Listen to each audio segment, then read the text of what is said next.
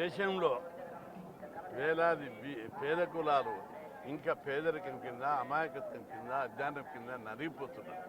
దేశానికి స్వతంత్రం వచ్చి 76 ఏళ్ళు అయినప్పటికీ చాలా వేలాది కులాలు తినడానికి తిండి లేక, సంసారాన్ని గడపలేక, కష్టాలు పడుతూ పిల్లల పెళ్లిళ్ళు చేయలేక, ఇండ్లు లేక, ఆస్తులు లేక, డబ్బులు లేక అనేక కష్టాల పాలవుతున్నారు.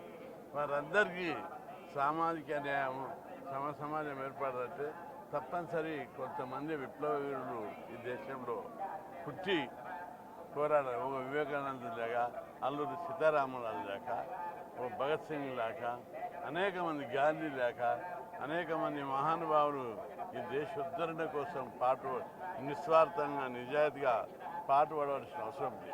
అట్లాంటి నిస్వార్థంగా నిజాయితీగా చిత్తశుద్ధితోటి అంకిత భావంతో వీరికి సేవ చేసి వీళ్ళ అభివృద్ధికై పాటుపడే శక్తి ఇవ్వాలని వెంకటేశ్వర స్వామిని, ఆ భగవంతుడిని ప్రార్థించారు.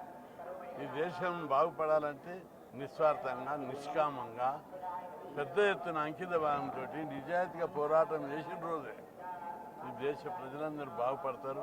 పేదరికం పోతుంది, అజ్ఞానం తొలగిపోతుంది, అమాయకత్వం తొలగిపోతుంది, ప్రజలందరూ కూడా డెవలప్ కావడానికి అవకాశం ఉంటుంది.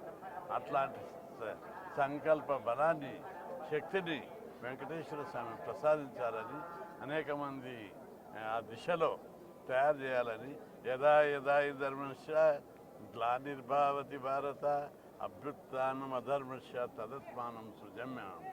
ఆ దిశగా ఎక్కడైతే అధర్మం, అన్యాయం ఉంటుందో అక్కడ భగవంతుడు వెంకటేశ్వర స్వామి తన లీల చేత అనేక మంది నాయకులను పుట్టించాలని, అప్పుడు మాత్రమే ఈ సమాజం, భారతదేశం ప్రపంచంలో అగ్రదేశం, వేదభూమి, కర్మభూమి, ఈ భూమి లోపల ఈ వేదభూమిని ఉద్ధరించడానికి ప్రతి ఒక్కరు సర్వే జన సుఖినో భవంతు, ప్రతి ఒక్కరు సుఖంగా సంతోషంగా ఉండాలని ఆ భగవంతుడిని ప్రార్థించాను. అందుకోసం అనేక మంది ఆయన లీలల చేత మహానుభావులు ఉద్ధరించి సమాజ ఉద్ధరణకు పాటుపడాలని చెప్పి భగవంతుడిని ప్రార్థిస్తున్నాను.